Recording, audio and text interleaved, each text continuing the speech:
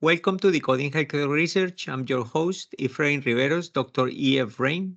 I am an associate professor of anesthesiology at the Medical College of Georgia. Today, we will be talking about sleep. What about sleep? The role of epigenetics in sleep and sleep disorders. This is something new, and we have the honor of having an expert here. We have Dr. Rene Cortese. He's a researcher of the Department of Pediatrics and the Department of Obstetrics and Gynecology for the School of Medicine, University of Missouri in the United States. Welcome, Dr. Cortese. Thank you. Thank you so much for having me. It's a pleasure being with you today. Thank you. Thank you so much. So we have been discussing in this podcast different aspects related to health and wellness. And one of the pillars of that state of wellness is an adequate quantity and quality of sleep. So sleep is something that is at the very center of even of many disease processes related and not related to mental health. So the sleep has multiple facets, and it's interesting to me to see that when we started digging deeper into sleep, we really didn't find much about epigenetics. This is something relatively new, but it's definitely something that is emerging with full force. And I am happy to talk with you as leader of your group. You guys have been doing some research about it, but the first thing I want to ask you is what what made you think about epigenetics in the context of sleep disorders? Well, so if we think about sleep disorders, right? So sleep is a fundamental biological process happening, and it has a systemic effect, right? This is for one. So everything that is not working well in sleep will impact either the metabolic patterns, the cognitive patterns, the cardiovascular patterns, right? This is for one side, we have this very fundamental and systemic aspect of the physiology. On the other hand, we have epigenetics, right? Epigenetics is giving us the bridge between the environment and the genome, and really will be instrumental to explain all the physiological changes occurring. So I'm coming from the epigenetic field, so I'm an epigeneticist by education. So when I start thinking about sleep, so I really find that it was so a natural connection, right? It's a natural connection because it really gives us some biological and molecular meaning to what we observe also in the sleep disorders. Excellent. And people in our audience are familiar with the term genome. Epigenome is something that is a little bit different. Can you tell us a little bit about what is the epigenome and what is the role of epigenetics? Yes, so epigenome is, or epigenetics, is by definition all the changes, inheritable changes that occur in the cells that are not explained by changes in the DNA sequence. Right? So this is what is not explained by a DNA mutation or a copy number variation, right? There should be something else. And this is the epigenetics. Epigenetics are chemical modifications occurring on the DNA or different forms that the DNA is packed within the cell, or even these non-coding RNAs that will just transmit the reading of the genes differently, but they are impacted for some other factors. And these other factors might be the environment, or they might be other physiological processes, right? But the mechanisms is going to affect the cellular genome, but not directly by changing the mutation, or by occurring mutations or copy number variations. So this epigenome is kind of a regulator, right? So we have it like we could say dormant at certain stages, and it gets activated sometimes. It's what is what are the influences that determine that the epigenome gets activated? Is that normal, or it happens only under pathological conditions? I think the best analogy that I can give you is if you think about a book, right? If you think about a book, the book will contain all the information that you need. So, and the book might have errors, printed errors, right? And these are inherent for the book. If I give someone a book and they will read it in their own way, right? And everyone that is reading the book may even make some mistake when reading the book. But it's not the mistake written in the book, it's the mistake of reading the book. This is how epigenetic operates. It's like the way that this message that is contained in the genome is transferred to the physiology of the cell. So we know that many diseases, probably all diseases that we know, that will involve some type of epigenetic deregulation, right? So we know that in cancer by far, we know that in cardiovascular, metabolic, mostly all of the diseases, and also sleep. And but also it's occurring naturally, right? So during development, so the cells will acquire their own pattern of identity. So they're going to differentiate through epigenetic mechanisms. And this is, as we age, we will change our epigenetic profiles. So this is also naturally occurring. It doesn't not to be necessarily something is pathological, but it's a way that the genome might fluctuate the expression of the gene. Right? So, I see. And that epigenome is subject to environmental influences, and that is probably one of the reasons why it's important to study it, right? Because eventually it could lead even to therapeutic interventions for sleep in particular, but for other diseases as well.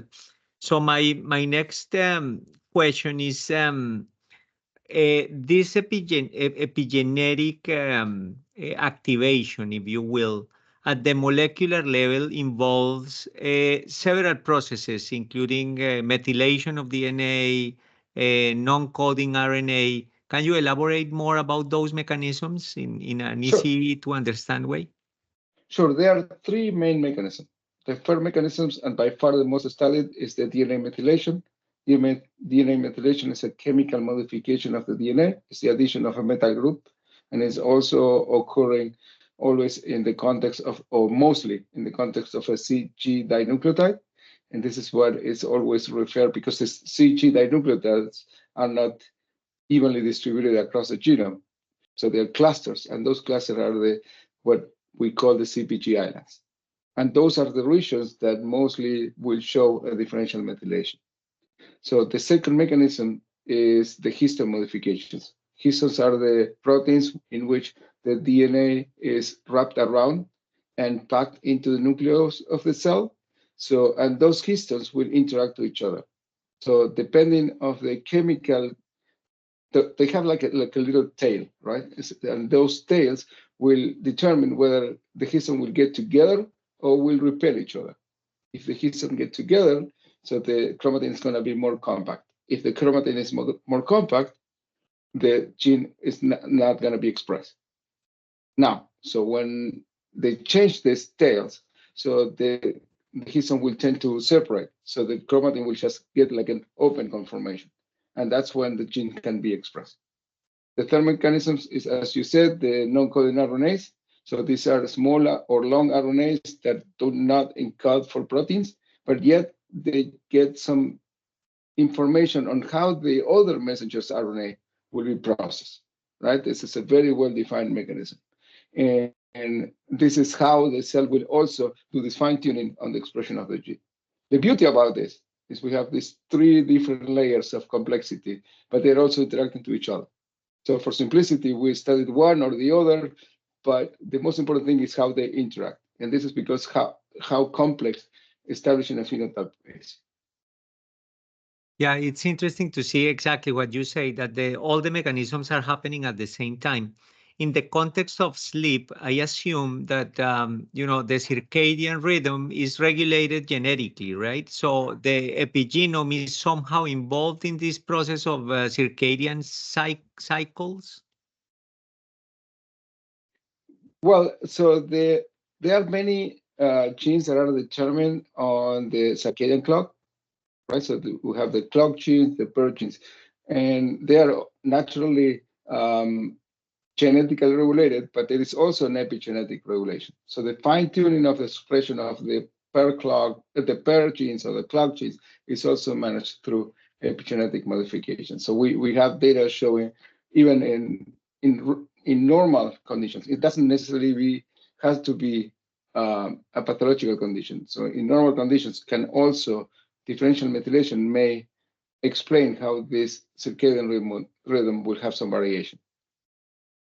Okay, so this can happen short term or long term, I assume. So, and it can be expressed, for example, for someone who is sleep deprived for a short period of time. Do you think that the epigenome is involved in what is going on at that level?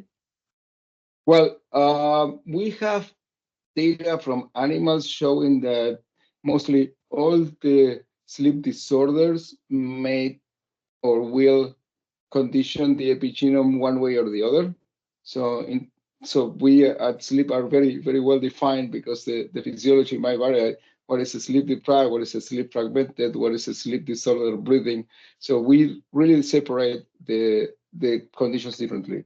For what is sleep deprivation, so we know that there might be some differential methylation. So the difference between differential methylation and, for instance, the way that the histones are packed is how stable it is, right? So the DNA methylation, since it requires a chemical modification, will be more long-term. So changes that are in the histone modification will occur usually more dynamically. It's more short-term. Right? So what we know is if there is like a continuous sleep deprivation, that might tend to change the DNA methylation pattern of some of the genes. I see. And now, if we move on to actual sleep disorders, so what is the evidence out there that the epigenome is directly involved in the pathogenesis? Okay, so my main research is on sleep disorder breathing, specifically obstructive sleep apnea. So obstructive sleep apnea is a condition or a disorder that happens during sleep that will break or block the airway, the upper airways during sleep, and therefore you will have three types of consequences physiologically. First is a hypoxia that will go like in an intermittent way. So it's going to be like a cycling hypoxia. The second is a sleep fragmentation because the pattern of sleep are going to be altered. So the architecture of the sleep is going to be affected. And the third is an hyperchemia because the CO2 cannot be efficiently removed from the blood. So that will trigger some other downstream physiological mechanisms in different tissues. So my research goes to understand how this will impact those tissues and how these comorbidities that will appear are related to the occurrence of obstructive sleep apnea. So what we see is we have many evidence. So we see, for instance, in cardiovascular diseases, in arteriosclerosis, we see that the endothelial cells will be affected by the intermittent hypoxia, and therefore they will change the DNA methylation profile, and all the molecular signaling of those cells will be affected, and those cells will not be functioning, and it will not be efficient as it's supposed to be, and this blood vessels will start losing flexibility, and therefore there will be some higher risk for other pathologies, and also for the formation of the atherosclerotic plaque. That's an example, right? So we see the same thing in the adipose tissue with metabolic tissues, and also it's like a chronic inflammation affecting mostly all of the tissues. Okay, I see. So the epigenome is definitely involved at different stages there. So my my fascination comes with the fact that the epigenome has the potential to be part of different stages of the disease process, including diagnosis, treatment, and even monitoring of treatment. So what do we have so far in terms of sleep disorders and the clinical application of this knowledge about the epigenome? So there's two major things that we are working on. Right. So the first thing is how we can understand those mechanisms, and the second is can we do or can we, since the DNA methylations, for instance, is so stable, can we check it? Can we use it as a biomarker? So, and this is what we are observing, right? So, for instance, is what I was referring to as an arteriosclerosis. So we see that this DNA that is differentially methylated might be shed into the circulation, and therefore we can look at those DNA methylation profiles in the plasma of those patients, right?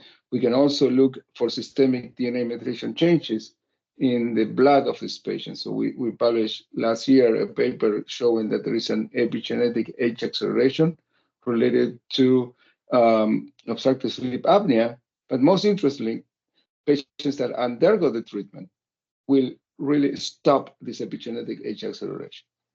So there is an explanation of how the therapy is working through these epigenetic mechanisms. Yeah, that's super interesting because then you can monitor if the therapy is working somehow, right? Correct, and you can also stratify, right? So you can, at one point, you can even start saying, okay, will a patient benefit from the therapy or for one determined therapy or the other? So this is a looking forward statement. We are not there yet, but maybe we can get to that point. And you guys have been advancing a lot in understanding the different mechanisms and the use of this as a biomarker, as you mentioned. But where are the knowledge gaps? Where do you envision this epigenetic development to lead us in the future? I think the main or the fastest way that we're going to advance is by providing those stable biomarkers. So there are three main features of the epigenetic changes that will really help on that. First is that they occur very early in the disease progression, so you can help to have the early detection. The second is that those changes are occurring in much more higher frequency than the genetic changes. So for that, the chances of finding a marker and also the sensitivity of that marker will inherently be increased. And the third is that you can actually monitor these markers in, as we said, in liquid biopsies or in very specific tissues that can be retrieved in very small amount of DNA. Even if we want to do like paraffin-embedded tissues, we can do epigenetic analysis in paraffin-embedded tissues. So that would give us a level of practicality that is otherwise very difficult to achieve. I think that's a short and mid-term.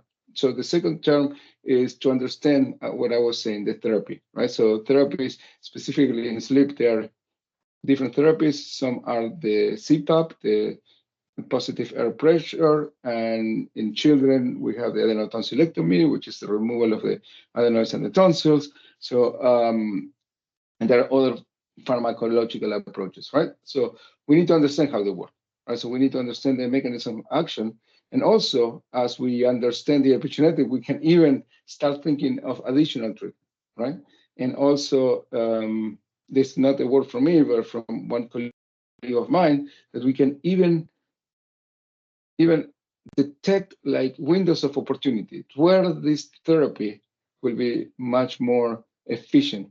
And maybe if, especially in pediatric diseases, right? So if we can act at that point, because the dynamic and the flexibility of the epigenome in the children will enable us to do something in that particular window of opportunity. And I think this is fascinating, and it has a very high potential. And it becomes like a target therapy, right? That can lead to, we could call it personalized medicine of sleep, if you will, right? Mm-hmm. Because it goes directed to the individual, because not everybody behaves the same way. This is fascinating, and I assume that all this knowledge has to has to be transmitted to people who are practicing in relation to sleep disorders, right? So I assume that sleep doctors need to understand all these concepts in order to participate somehow along the spectrum of the disease. Am I right? Correct. And this is it. This is working this way, right? So because there's another thing that now we have a big potential, which is the potential of start combining what we see in the clinic with what we see in the lab, right? So now we have the opportunity using computational method to put all this information together towards, as you call, like personalized medicine is what we call is a epitype, right? So everyone is different, so and everyone will have like a different treatment accordingly. And so from my experience, the sleep community is very receptive on that. So we all understand that it's a very complex disease or diseases, right? And yes, there's like a lot of interaction between the clinic and the lab in order to find the therapy. As you said at the beginning, right? It's very new. It's the potential is high, and we have some road to still to walk, but we are working together in this direction. As these findings are translated into clinical practice, are insurance companies on board so that you can use these biomarkers like easily and every patient has access to those? Well, we are not there yet, right? Okay. So to my knowledge, we don't have like yet like a approved approved essay or test that we can start measuring and offering in the clinic, right? So we are not there yet. So Okay, so we are still at we are at the stage of understanding all the mechanisms, right? and trying to do this kind of translation, right? So we're trying to bring those findings that we had in the lab into the clinic, but put this type of kits or essays in the market will just take a different validation and a different type of work that needs to be done. And specifically about obstructive sleep apnea, which is your field of expertise. So what comes next in terms of research? What is your next project, if you will? I think the next is there are many lines that we need to follow, right? So the first line is to keep understanding the molecular mechanisms. We are very interested in cardiovascular and metabolic disorders. We are also very interested in what happened during pregnancy, because sleep apnea is in the third trimester, it increases 30%. It's very frequent. And we show that it's not only increasing the risk at birth, but also it will condition the life of the children, even in adulthood. Right? So we want to really understand how this dynamic changes on the epigenome of the offspring will be conditioned by the sleep apnea. So first is the understanding, and second is to really be able to translate all this into the clinical practice by formally start. So we have already markers, we have the marker panels, but we really need to formally validate it in order to be able to bring it into the clinic. Yeah, it's everything is super exciting. So this particular aspect of pregnancy calls my attention because I work in obstetric anesthesia, so I live there. You mentioned that the epigenetic changes that occur during pregnancy in the context of obstructive sleep apnea affect the offspring. In what sense? What happens to the baby? Right. So there is something called the theory for developmental origin of disease. So that was established by the hypothesis was established by Barker in the 80s. So and conditions happening during pregnancy will have an impact in the way that the epigenome of the fetus gestated in the womb will develop, and then this will be some marks that will continue acting throughout the lifespan after birth, right? So we show in using animal models, we did a lot of research on that, where we expose mice to intermittent hypoxia during pregnancy, late pregnancies. We saw that these animals will have offspring that have an obesogenic phenotype. So they were like with higher body masses, they will have like higher fat content, they will have like very altered metabolic parameters. So we asked, okay, how this is working. So and we started working on the adipose tissue of this offspring, but not at birth. So we let the offspring, once they develop the obesogenic phenotype, and which is 24 weeks in a mice, which is like when they reach adulthood, and then we look at the DNA methylation profiles, and we look and how this alteration happened, and we saw that there is alteration. There is like thousands of genes that are going to be, it's about 1,500 genes that are going to be differentially methylated. And we also look at the function of those genes. And the function of those genes are related to two major mechanisms. The first is inflammation. We know that sleep disorder breathing usually occurs through a chronic inflammation. And the second is an alteration of the metabolism and storage of the glucose. So these are all mechanisms that are epigenetically regulated in the adipocytes. And also, and this regulation of epigenetic is caused in the offspring at the gestation time. So because these offspring were like breathing normally after they were born, right? So this is like they were maintained at room conditions. So that's what we reported, and this is an explanation of how it's impacting this metabolic dysregulation in the offspring. Wow, that's very interesting. So the effect though goes to the systemic level, so it affects metabolism, everything, right? It does. So I mean, we would like to keep looking, so eventually we could look at every single tissue, and but we know, first comes the phenotype, right? So we know and that those mice have a phenotype that is altered in the metabolic, right? So the metabolic phenotype is altered, but also we see an increased rate of cardiovascular diseases on those offspring when they reach adulthood. We see even before, which will be the equivalent in the children, some cognitive disorders, right? So those are things that still need to be studied.